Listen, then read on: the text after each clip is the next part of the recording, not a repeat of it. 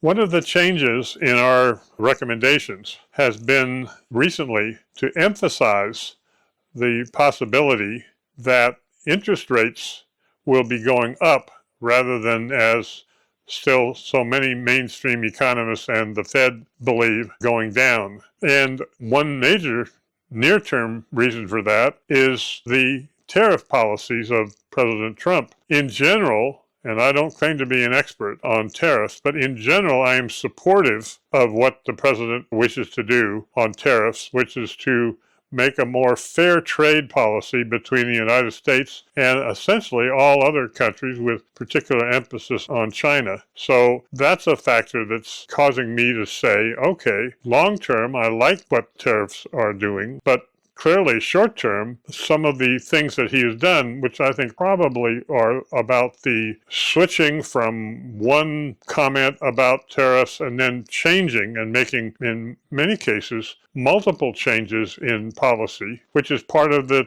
Trump way of doing business. But that has shaken up the financial markets, particularly the mainstream American financial gurus, if you will, who long have taken the position and still are trying to take a position that the stock market is a good place to be. They've shaken those up. And perhaps the most important, in my mind, shakeup has to do not just with the stock market, but with the bond market. And if we take a look, for example, at the long term, the 30-year bond market, I've become increasingly interested in shorting that particular future as a way of preparing yourself to make money from higher interest rates. Why the 30-year T-bond? Well, the ability, whatever it is, which I am questioning, of the Federal Reserve to control interest rates is strongest in the near-term, short-term interest rates, like 90-day interest rates,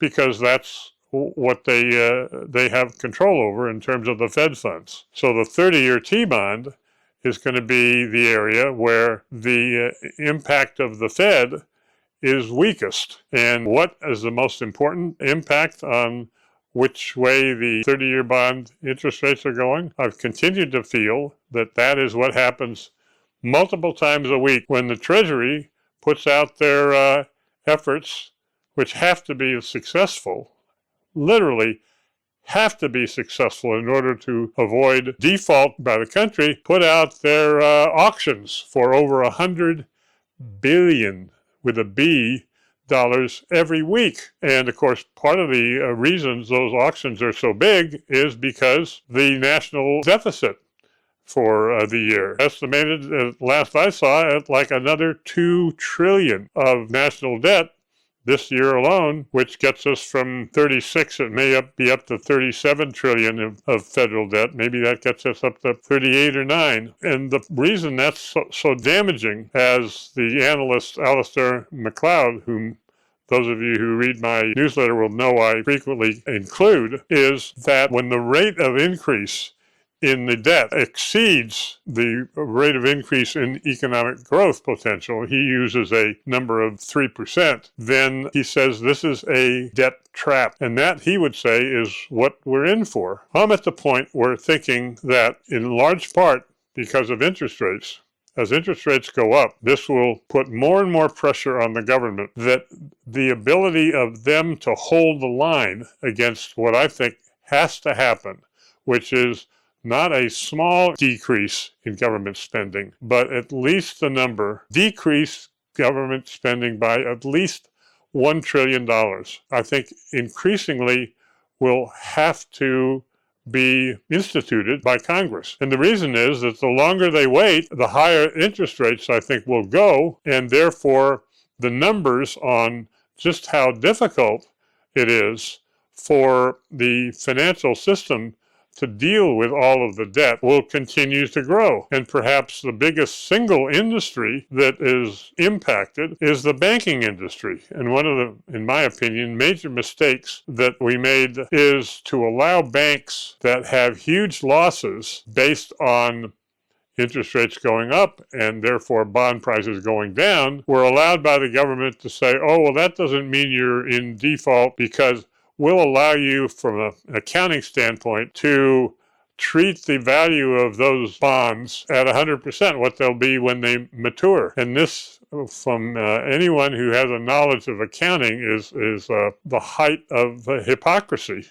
And that's where the banking system, at least most banks, are faced. And that is going to cause defaults, or even worse, runs on the banks that will force the Federal Reserve to step in. And obviously, the closer we get to that situation, the more we can make money as speculators, both by continuing to be in the silver mining companies that we have continued to recommend, and also to be short things like the 30-year T-bond, and don't forget our long-term focus on supporting the purchase of puts in the enormous short-term interest rate market, the SOFR market. So that's where we stand, and I hope to have more information on what goes on with interest rates. But I guess my strongest comment to all investors, regardless of how conservative or liberal, is if you have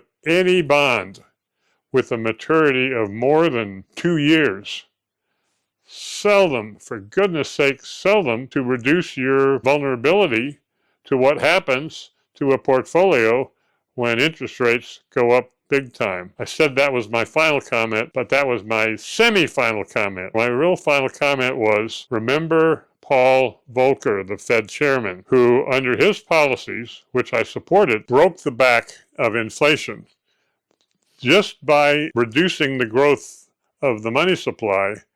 But in order to do that and get the investment community to follow along, who at the time had said the Fed will never change it, they got interest rates on the same 30-year T-bond that now has an interest rate of still 4%. The number, I believe, was 15%. Think about it and be careful.